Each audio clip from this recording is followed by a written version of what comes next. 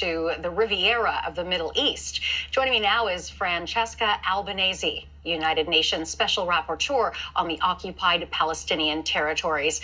Francesca, thank you very much for being here with us today. Thanks for having me. So, taking over Gaza, pushing Palestinians out, and then turning it into the Riviera of the Middle East. What do you make of Trump's remarks on Gaza?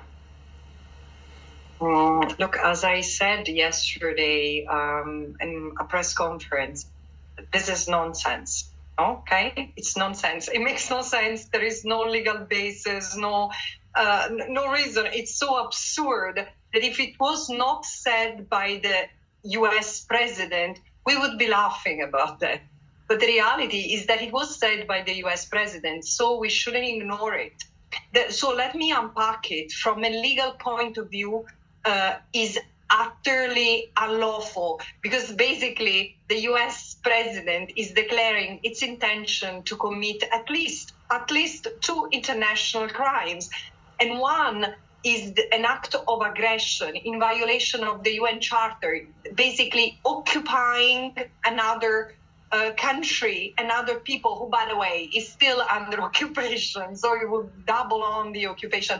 But also, the other thing is that he's not just saying that he's going to transform Gaza into the Riviera of the Middle East. It's going to transfer the Palestinians to other countries. So this is a declaration of U.S. intention to commit the crime of forced displacement. Do we see the aberration we have reached? And this is the bare fruit of protracted impunity and hubris. This is where we are. What is the sentiment about this among the people of Gaza? I'm not in Gaza, so I cannot tell you.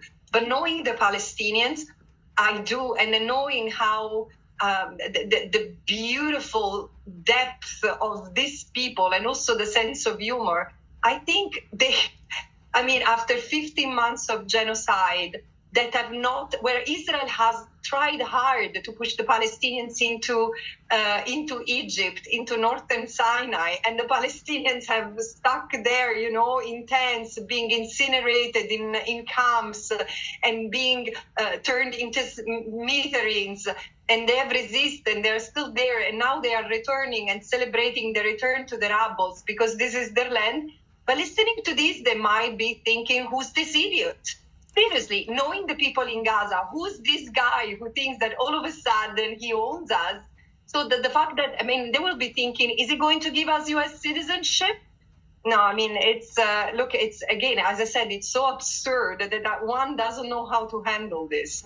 Now, another big, of course, worry among all this is that, there's a ceasefire going on right now. Could this affect that process? Of course.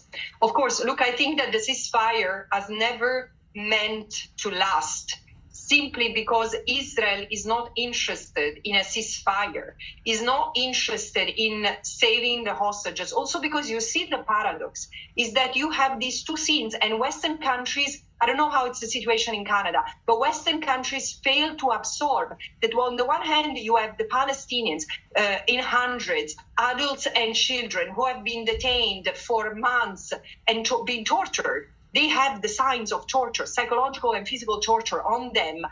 They are sick. They are underweight. They have the wounds of the torture they have endured. On the other hand, you have the hostages coming out. Of course, they've suffered. They have been underground most of the time for 456 days. So there is no question about that.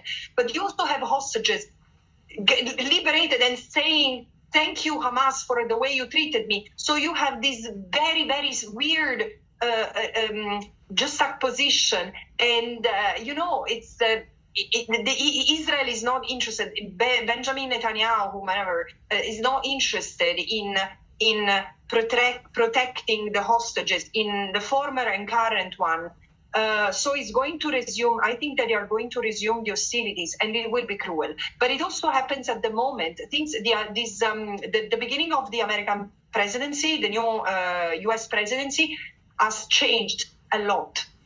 And it's shown and it's showing the world. I think I'm in Denmark now, and the Danes all of a sudden are worried about the US occupying Greenland. I don't think that this is different from what the Canadians might feel because of all of a sudden this back turning of your neighbor who will treat you as really as nothing, because this is what imperialism is about.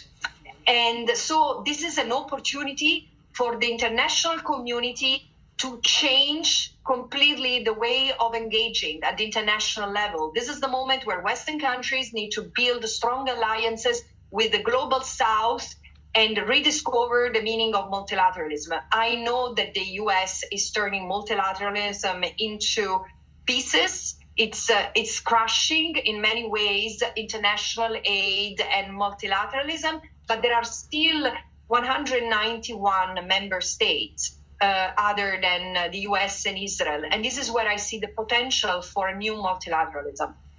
Francesca, we'll have to leave it there. Thank you very much for being here with us tonight. That is Francesca Albanese, United Nations Special Rapporteur on the occupied Palestinian territories. Thank you.